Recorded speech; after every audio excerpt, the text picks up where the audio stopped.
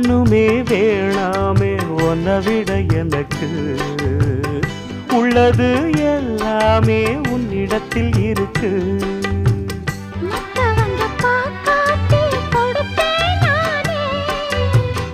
இப்ப இங்க ஆடேது ரகசியம்தானே.